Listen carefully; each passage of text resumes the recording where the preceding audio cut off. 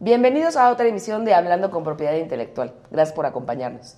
En esta ocasión tenemos un invitado que nos va a ayudar a darle continuidad al tema que tuvimos en el capítulo pasado respecto a la evaluación de marcas. Y Oscar, muchas gracias por aceptar la invitación. Gracias por la Siguiendo invitación. con esta dinámica casual, si nos pudieras platicar un poquito de ti, de dónde vienes, a qué te dedicas, qué te gusta, qué no te gusta. Claro. Yo soy Oscar Paz, soy socio de la consultoría fiscal en Jáuregui del Valle. Soy egresado de la Universidad Panamericana y tengo una especialidad en Derecho Financiero en la UNAM. Ok, perfecto. ¿Y ves todo lo que son temas de cumplimientos fiscales, de transferencia, Correcto, bla, o sea, bla, bla? nosotros vemos, lo que yo me dedico básicamente es desde consultas de los clientes, digamos, del día a día, hasta la estructuración de ventas, de fondos, de empresas. Entonces, de hecho, en la mayoría de las ocasiones hay implicaciones de marcas, patentes, hubo alguna cuestión de propiedad industrial involucrada justo en ese tipo de operaciones.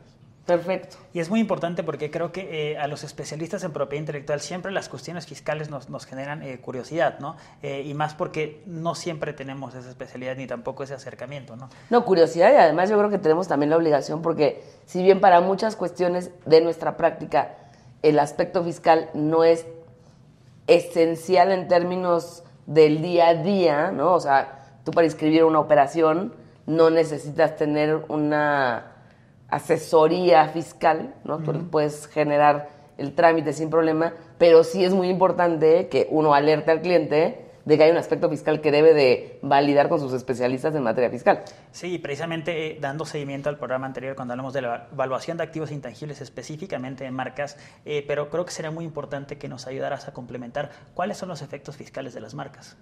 Pues mira, desde el punto de vista fiscal, los activos intangibles como las marcas son considerados como inversiones, que básicamente son cualquier tipo de bien que le permite a una empresa o a un contribuyente en particular obtener un beneficio, ya sea comercial, de publicidad o en algunas ocasiones explotación específica de un solo, o sea, de un producto, como en el caso a lo mejor de una patente, de una concesión. En el caso de marcas va más hacia el tema de publicidad, o sea, hacer la marca grande de una empresa o de algún contribuyente es importante porque su producto tiene mayor presencia y pues tiene mayores ventas.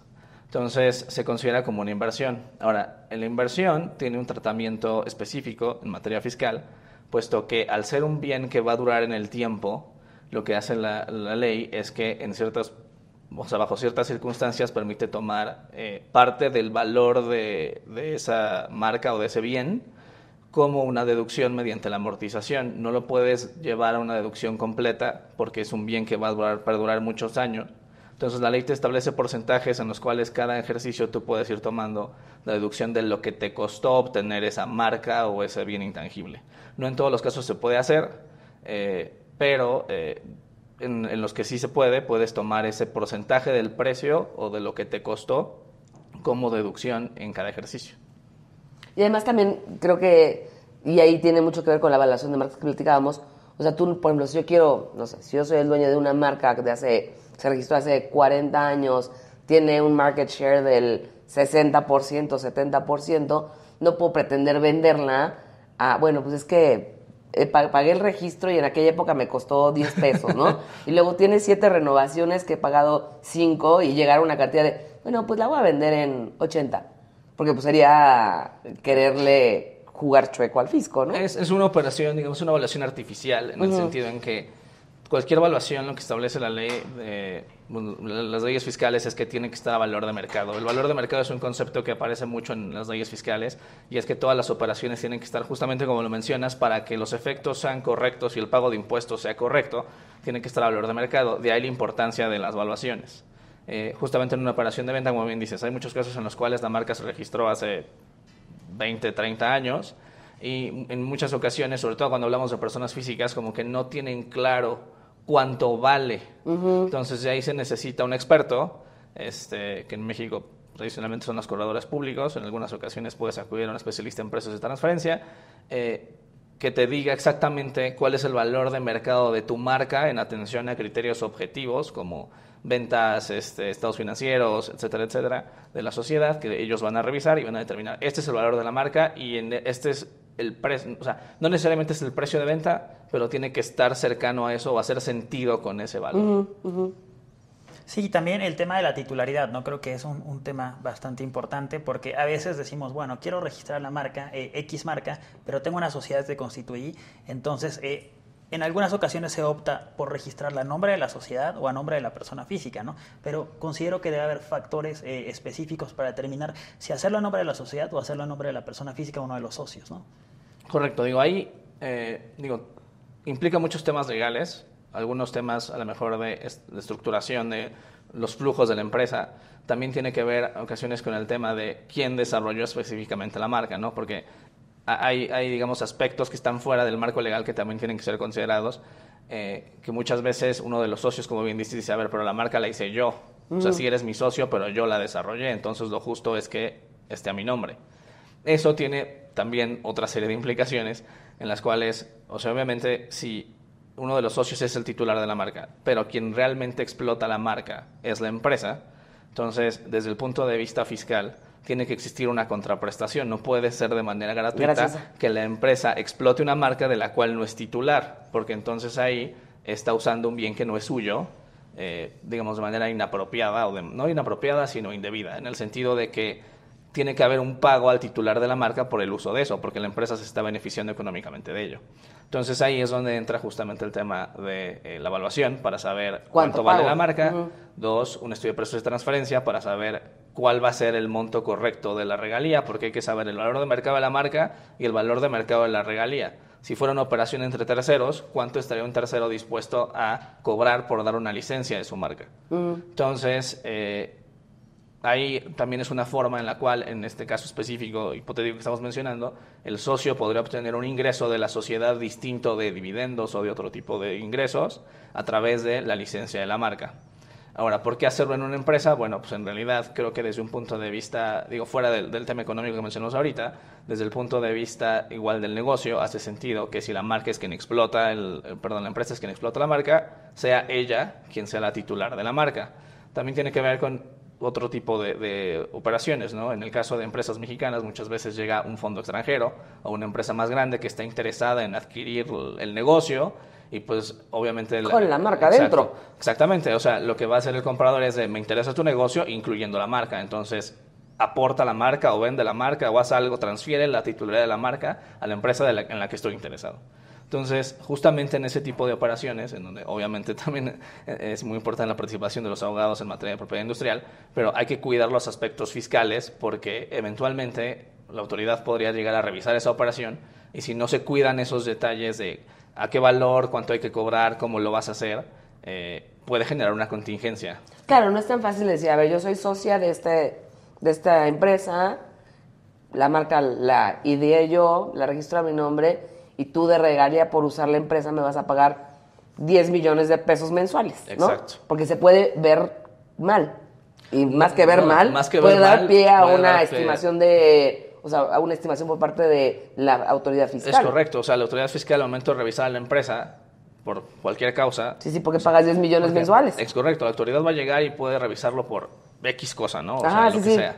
Pero una vez que empieza la revisión, no se va a enfocar solo a eso. Usualmente empiezan como a pedir información y en el momento en que se llegan de información empiezan a detectar ese tipo de operaciones.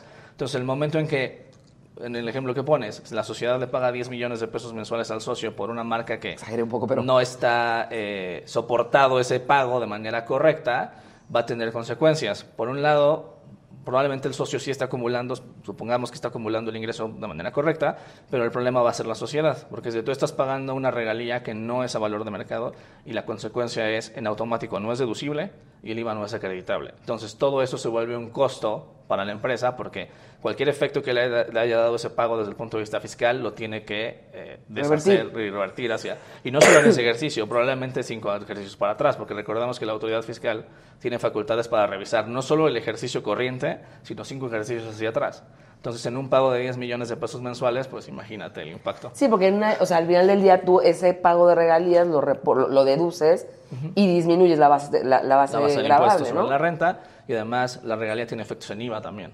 Ok. Entonces, o sea, el IVA siempre es el impuesto que nosotros siempre decimos que es el eternamente olvidado, porque todo el mundo se enfoca en renta, pero se les olvidan los efectos en IVA, y pues digo, es un 16% del valor, entonces no es cosa menor.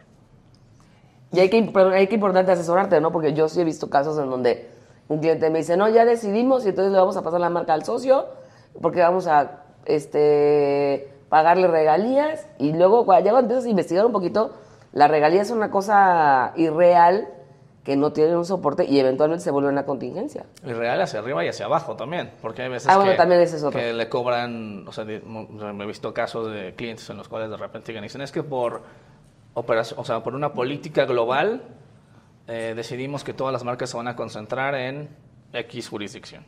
Entonces, hay veces que hay marcas desarrolladas en México, ya sea porque se hicieron aquí, o se hagan de otra empresa que se adquirió, o se desarrollan aquí, y entonces se las quieren llevar al extranjero. Esa operación te tenía que tener cuidado, porque a veces la lógica del grupo es, somos el mismo grupo, entonces solo pásame las marcas, y no, es que eso no se puede, te las tengo que vender y a valor de mercado. Claro. Porque de lo contrario, cualquier regalía que yo te pague va a ser no deducible. Ya. Y también el tema de, o sea, esa es una operación importante, y también la otra es, tenemos una política en la cual la regalía va a ser de tanto, y es decir, por eso no cumple con valor de mercado en México. Entonces, aunque sea tu política global, tienes que adaptarla a lo que dice la legislación mexicana, porque de lo contrario, tu afectación va a ser en la empresa mexicana, que la regalía que pague va a estar fuera de rangos de mercado y la autoridad fiscal la puede ajustar si tiene esa facultad. Claro, es que tiene facultades para fijar el precio que estima que debe haber sido el de la operación, ¿no? Es correcto. Creo que es muy interesante, hemos mencionado el concepto de regalías, ¿no? Que nosotros en propiedad intelectual lo entendemos como la contraprestación que se paga por el uso de una marca, ¿no? Pero, ¿cuál sería como la perspectiva fiscal de las regalías? Pues mira, la regalía justamente es eso, o sea, está definido de una manera muy similar en la legislación fiscal. O sea, al final de cuentas recordemos que en materia fiscal bebe de todas las demás. O sea, básicamente es, dime qué es, jurídicamente de qué se trata, y entonces ya le doy los efectos fiscales. Exacto, no puede ser un ejercicio al revés. Entonces, la materia fiscal sigue ese mismo concepto, o un concepto muy similar, en el sentido que es la contraprestación por el uso de un bien intangible, en este caso una marca, ¿no? El uso goce temporal de la marca. Derivado de un contrato de licencia y todo el tema que ya está regulado en la legislación de materia de propiedad industrial. ¿Qué es lo que pasa? Que era lo que comentaba. Desde el punto de vista fiscal es considerado una inversión. Entonces, usualmente una licencia es por varios años. Entonces, lo que hace la ley es que justamente, como dicen, no es un gasto corriente, sino es una inversión, es un bien que te está ayudando a ti, que lo pagas para obtener un beneficio adicional en tu generación de ingresos. Entonces, la ley lo que hace es que te marca un porcentaje. En el caso de marcas es un término que en materia fiscal se considera un gasto diferido, y en consecuencia el porcentaje que le aplica deducción cada año son 15%. Excepto, y hay una excepción, en el caso en que, aunque si tienes una licencia que es por un año, ahí sí te permiten llevártelo un gasto corriente, que es el gasto del ejercicio, el total de la licencia lo bajas en ese ejercicio. De lo contrario, tienes que estar a los porcentajes. Entonces, en el caso de la regalía, ese es su tratamiento en materia general. Digo, hay muchos otros detalles que habría que ver, también si la marca fue generada en México, si es del extranjero, cómo está el contrato de licencia, pero en términos generales ese es el tratamiento de una regalía. Pero ¿estarías de acuerdo que, la regla número 1, o sea, sí tiene que haber una contraprestación? Ah, sí, por supuesto. Y pecuniaria, o sea, independientemente de que después decidamos presentar un contrato que no traiga montos por cuestiones de confidencialidad, algo simplificado, pero sí en el contrato base, por así decirlo, sí debe haber una contraprestación, máxime si estamos con partes relacionadas. Correcto. Sí, de hecho, entiendo, porque he estado cercano a la práctica de propiedad industrial, pero entiendo que incluso hay veces cuando se registra una marca se presenta un contrato que no trae, o sea, es un contrato muy sencillo, pero como bien dices, debe existir un contrato, digamos, ya de manera más formal entre las partes, en las cuales sí tienen que venir todos los detalles de contraprestaciones, ajustes al precio, porque obviamente eso se va modificando cada año. O debería modificarse cada año, entonces tiene que venir justo todos los términos y condiciones de cómo se va a determinar el precio, y normalmente lo que se sugiere es que exista un estudio de precios de transferencia, el cual tiene que ser de manera anual, que soporte ese precio. Sí, que lo tengas en el cajón por si se ocupa. Exacto. Sí, justo fíjate que cuando existía la obligación de la inscripción de contratos de licencia ante el INPI o de franquicia para que fueran oponibles frente a terceros, yo me encontré muchos contratos, principalmente franquicias, no de licencia, donde se inscribían contratos abreviados. Y era un contrato de 4 páginas y se reservaban temas principalmente de regalías, ¿no? Que tendrían que estar soportados en el contrato completo, no en el contrato abreviado, ¿no? Sí, o sea, entiendo que a lo mejor eso es para temas de confidencialidad, porque pues digo, siempre sí, porque el archivo del INPI es público y entonces tampoco quieres que todo el mundo tenga tus números ahí, ¿no? Correcto, pero sí debe existir un contrato, digamos, completo en donde ya vengan todo eso detallado.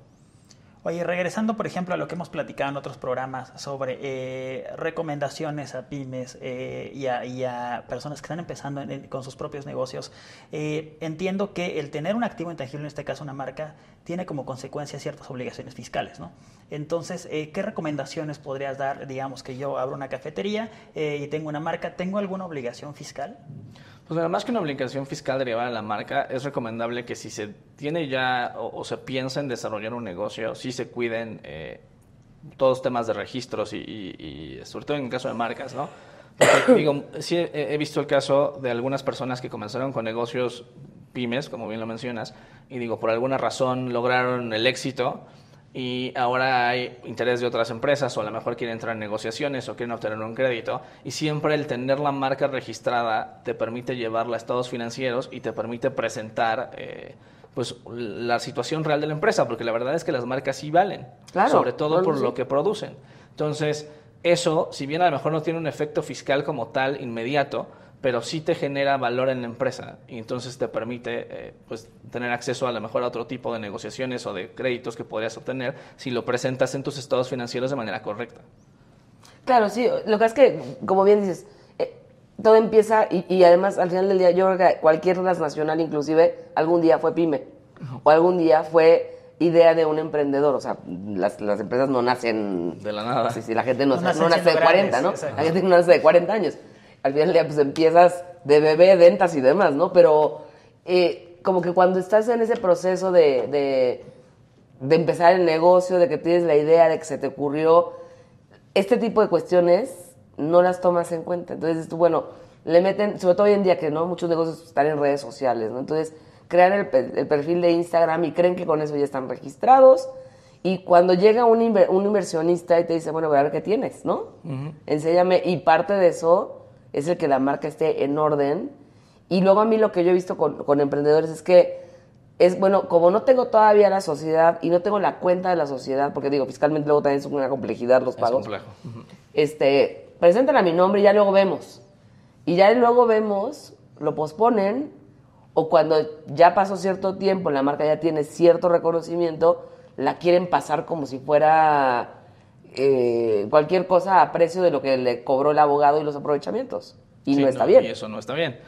Ahí entra otra vez de nuevo la importancia de evaluación, que tienes que determinar cuál es el valor de mercado y ese es el valor en el que se va a aportar o vender o lo que se decide hacer a la sociedad. Y de esos casos hay muchísimos, de que justamente el emprendedor comienza a registrar la marca a su nombre y luego ya cuando la empresa cobra relevancia, de repente cuando vienen por consulta de cualquier cosa te das cuenta y dices, oye, pero aquí tienes una marca que te está explotando tu empresa y no te está pagando nada. Claro. Y entonces bueno, hay que meterla a la empresa y es de, ok, pero ya no podemos meterla los 3,000 pesos que te cobró en su momento hace 20 años el abogado. O sea, tenemos que determinar cuál es su valor y a ese valor lo vamos a meter y pues va con las consecuencias fiscales que eso lleve, ¿no? Porque como dices tú, puede ir para 5 años para atrás. Correcto. Creo que otro punto también importante relacionado con esto son las consideraciones que deben de existir en fusiones y adquisiciones al momento de transferir o ceder una marca, ¿no? ¿Qué consideraciones consideras que deberíamos tener al momento de una adquisición o fusión? Pues mira, en el caso de una adquisición, lo que siempre van a pedir en relación con las marcas, pues son los registros de marca y las evaluaciones de marca, ¿no? Porque aunque a lo mejor la constante revaluación de las marcas no te va a generar un efecto fiscal como tal, porque no es como que pueda ir a costo. Pero lo que sí va a hacer es que al momento de la negociación para la adquisición, el valor de la marca, como lo hemos dicho, sí influye en cuanto al precio de posible compra o venta del negocio. En el caso de fusiones, en principio lo que establece la propia ley es que la fusión como tal es una enajenación de bienes, de todo lo que hay dentro de la empresa fusionada, sobre todo. Entonces, el tema ahí es que la ley establece una serie de requisitos en los cuales, si se cumplen, presentación de avisos, etcétera, etcétera, esa enajenación se considera exenta. Pero de nuevo, como tienes uno de los avisos que tienen que presentar son los estados financieros de ambas sociedades. Todo esto obviamente se hace con el fin de que la operación sea pública y sobre todo para protección de acreedores. Entonces, parte de los estados financieros tendrían que reflejar el valor de la marca. Ok. Independientemente de si se entiende o no que es una enajenación. No, o sea, de enajenación sí es. Lo que pasa es que siempre, en todo caso una fusión va a ser una enajenación. La diferencia radica en que si se cumple con los requisitos que establece la ley, esa enajenación va a estar exenta. Ok. Digo, son una lista bastante amplia de requisitos. No sé, por ejemplo, que se continúa con la actividad de la fusionada, presentar los avisos correspondientes, etcétera, etcétera. Garantizar el cumplimiento de las obligaciones de acreedores, entre otros, ¿no? Pero si se cumple con eso, esa enajenación va a estar exenta. Entonces, es importante cumplir con eso, pero como les comento, el valor de la marca siempre es importante porque como tienes que presentar estados financieros, pues debería ahí de estar ese valor, ¿no? Con lo cual, reforzamos la idea de la propiedad intelectual toca muchas otras áreas del derecho, o a la inversa, cuando atiendes asuntos de propiedad intelectual tienes que tomar en cuenta otros aspectos legales que impactan a la propiedad intelectual. Y más por la existencia de conceptos que no necesariamente manejamos, ¿no? Claro. Como uno de ellos podría ser el que usualmente manejamos o tratamos de mencionar, que es los precios de transferencia, ¿no? Que creo que es un concepto que tiene implicaciones fiscales, ¿no? Correcto. ¿Qué otro se te ocurría, por ejemplo? Hablamos de regalías, hablamos Sí, a mí de el tema de los precios de transferencia, yo sí, siempre soy como muy enfática. Le digo al cliente, a ver, mira, para efectos del INPI, no tiene una relevancia, no tiene ningún requerimiento, no lo va a revisar, o sea, tú me dices a un peso, pues a un peso, pero yo sí siempre le pongo el disclaimer, pero esto es algo que necesitas checar con tu fiscalista porque sí puede tener una implicación específica, o sea, particularmente porque se trata de una operación entre partes relacionadas, porque de alguna manera, creo yo, no soy especialista en materia fiscal, pero tengo mínima, ¿no? O sea, fui a la Facultad de Derecho y tengo la obligación de darle una asesoría pues integral al cliente sin quererme meter en tu área, por supuesto, ¿no? Pero pues sí tienes la obligación también de ser un poquito, no un poquito, ser multidisciplinario, ¿no? Totalmente. Pero sí, lo de precios de transferencia siempre me ha hecho como ruido, sobre todo porque pues la autoridad fiscal es la autoridad fiscal. Y el pago de regalías, porque también muchos socios de empresas pues ven en el pago de regalías una manera de obtener ingresos a menor costo, si se puede poner así, ¿no? Y hay un tema fiscal, 100%. Sí, ahí como lo comentaba al principio, o sea, el punto de que muchas veces socios de empresas, o una de las razones por las cuales a veces la persona física decide registrar las marcas a su nombre, a pesar de que quien explote sea la empresa, es justo por el pago de regalías. Ahí, ¿qué es lo que pasa? Es un tema de tasas, ¿no? La manera natural de que una empresa paga dinero a sus socios es a través de dividendos. Lo que establece la ley de impuesto a la renta es que en caso de que empresas mexicanas paguen dividendos a personas físicas, ese pago de dividendos va a llevar una retención del 10%. Entonces, eso se traduce en que el momento en que la persona física recibe el dividendo, ella tiene que pagar el 35% que le corresponde más el 10% que ya lo retuvo la empresa, porque ese 10% no lo puede acreditar. Okay. Y eso te lleva a que es una tasa efectiva del 42.5% sobre el dividendo, sobre lo que sea que te distribuyó, sobre el dividendo bruto. Ajá. Entonces, pues sí es una tasa considerablemente alta. A diferencia de las regalías, que se considera como un ingreso ordinario, que no está sujeto a esa tasa del 10% adicional, a eso me refiero con ingreso ordinario, y en consecuencia la tasa máxima es 35%. Entonces, si tienes un diferencial de tasas de 7 puntos, que digo, ya viéndolo en números grandes, pues sí es una cantidad importante. Que es válido siempre y cuando la operación esté a precio de mercado. Y soportada. ¿Estás de acuerdo? De todos los puntos, correcto. No, a lo que más iba a decir, de ahí la importancia de estar asesorado de un especialista en materia fiscal, ¿no? Para que no hagas cosas que se puedan ver o malinterpretar mal. O aproveches de manera correcta tu Claro, empresa. te beneficias de lo que puedes, de la estructura que puedes generar, ¿no? Sí, relacionado con el programa pasado, no quería mencionar sobre el valor de mercado como otro factor, ¿no? Exacto, y tener el soporte, ¿no? Así de, ay, no estaba yo preparado, pero mira, aquí tengo mi, aquí estudio tengo mi de estudio precios. de precios de transferencia. Pues sí, o sea, no estamos sugiriendo nada malo, ilegal, incorrecto ni nada. Simplemente, pues estamos diciendo, si estás bien asesorado, pues así como con el corredor y como con el abogado de PI y como con el fiscalista, bueno, pues puedes obtener un mejor beneficio. Los diversos especialistas que tienen que existir para poder operar un negocio, ¿no? Sí, claro, y aunque seas un negocio pequeño. O sea, eso no quiere decir que el pequeño no tenga que tener cuidado y que no tenga derecho a obtener buena asesoría. Sí, más pensando a futuro, ¿no? Hablamos también de las proyecciones de un valor de marca a futuro, entonces las proyecciones fiscales también pueden tener una implicación, ¿no? Sí, definitivamente. Y que nosotros nos acerquemos con el fiscalista Y también. también desde un punto de vista de riesgo, porque a lo mejor una empresa grande podría soportar una contingencia fiscal que para una pyme La matas. sería la muerte, ¿no? Sí, entonces, y otra vez, digo, ya parecemos un poquito disco rayado, pero, o sea, no importa el tamaño del negocio, siempre busca estar asesorado, siempre contemple los aspectos legales, no los veas como un gasto, velos como una inversión y también como un seguro de que lo que estás haciendo y en lo que estás invirtiendo tu tiempo, dinero y esfuerzo no esté en riesgo el día de mañana, ¿no? Y más por las diversas consideraciones que has mencionado a lo largo del programa, ¿no? Que se tienen que tener al momento de realizar operaciones, ¿no? Fiscales, en este caso, tienen diversas implicaciones en propiedad intelectual. Exacto. Y pues creo que con esa idea nos quedaríamos. Muchísimas gracias por aceptar la invitación. Gracias a Este es tu ustedes. programa. Y Arturo, un gusto estar otra vez contigo. Muchísimas gracias, Oscar. gracias. Y bueno, nos veremos en el siguiente programa. Nos vemos en el siguiente programa. Muchas gracias por vernos.